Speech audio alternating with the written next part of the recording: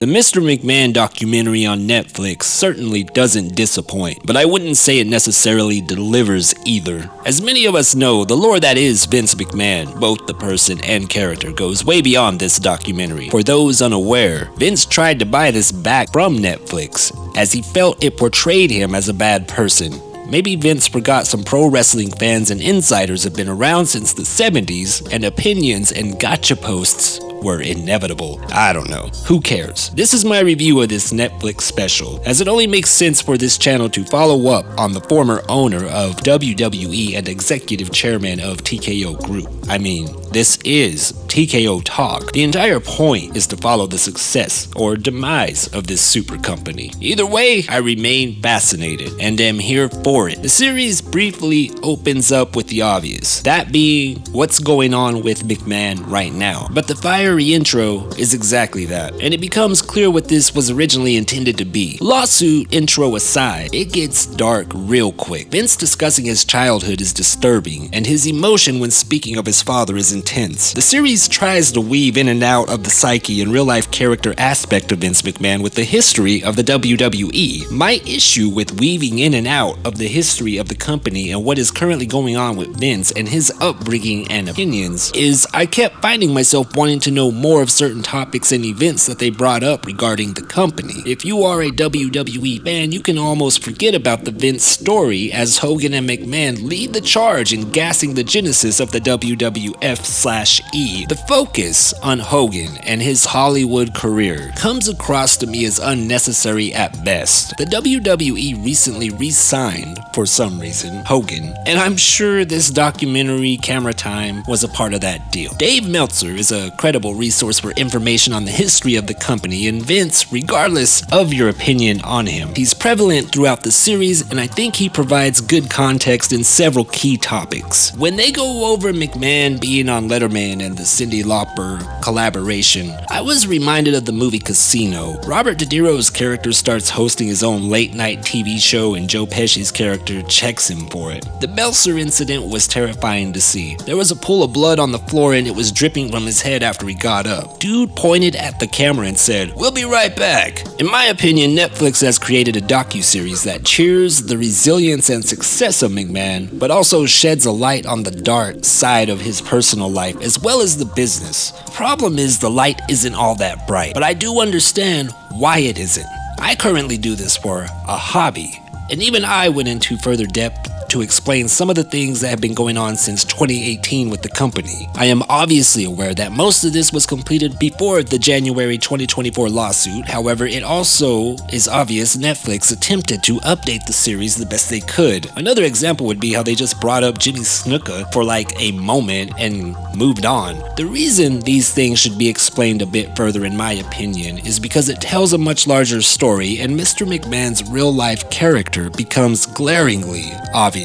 Still, some things are brought up I didn't expect, like Jesse Ventura and his movement to unionize, and Vince threatening to fire anyone who wasn't at a meeting in the morning after Hogan snitched. Another example would be the Ring Boys, which is an absolute tragedy, and Phil Mushnick, a journalist and rival of McMahon, going on camera to accuse Vince of protecting those responsible for such horrific acts. Throughout this series, it's clear to me, in my opinion, that McMahon is a very dark and troubled soul. There are several things he says and does in these interviews that I just pick up on, and they impact in a very negative way. Vince bringing up the statute of limitations as reason number 2 to argue against the Rita Chatterton accusations is honestly frightening to me. The way he adjusts himself as if he's comforting his opinion just comes across as cold and arrogant. Vince speaking of his unfortunate childhood before meeting his father and saying, "You just live through it until you're out of it," is a tragic line. It really is. It reminds me of the movie The Cell with Jennifer Lopez and Vincent D'Onofrio and Vince Vaughn.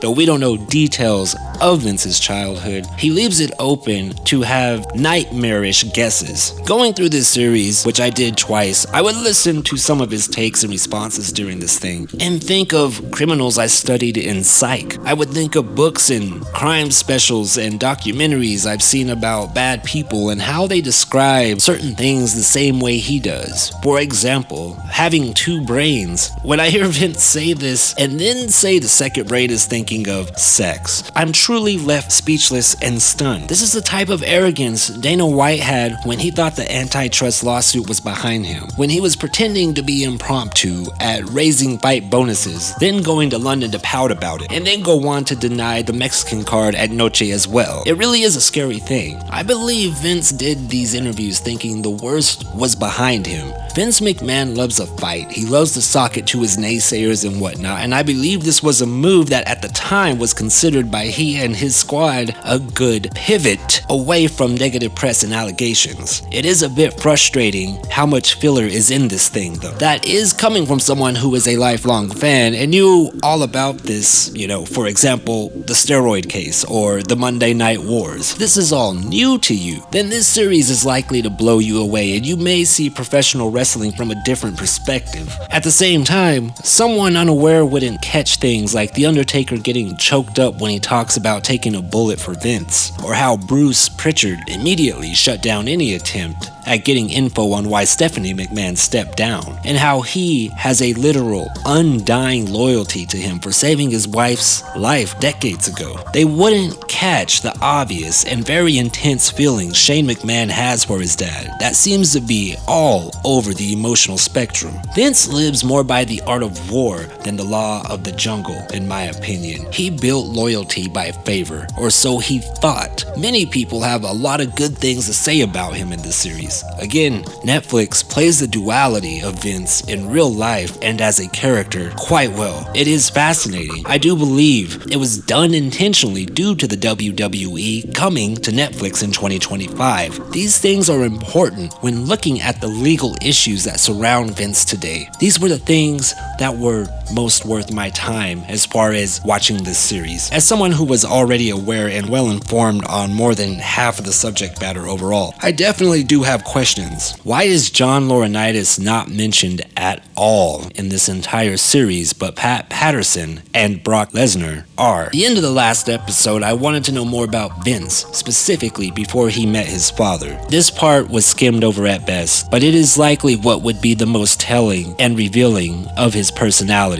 It would likely be more than what most of us could handle. Also, we are likely to never know. There is quite a bit of emotionality throughout. It gets a little creepy how almost everyone gets choked up when they speak of Vince at some point. There are also visual and audio editing tricks in the series that are very, very clever, and only informed fans will catch all of it. Netflix effectively taps into the WWE universe and is even clued in on its meta, as it should be. I really do believe this release wasn't preferred by TKO and that it was a part of the 2025 deal that this wasn't scrapped. It is obvious why Vince wanted to buy this from Netflix, at least in my mind. It reveals more traits of his personality that begs to be studied further, while celebrating his success at the same time. I think anyone paying attention is going to get a lot out of it. I also feel that it leaves some of us wanting more, even throughout the filler. The people interviewed and the clips certainly trigger, for lack of a better word, if you're a fan, and as far as a review goes, that has to be considered. For me, this is incomplete, but overall a B+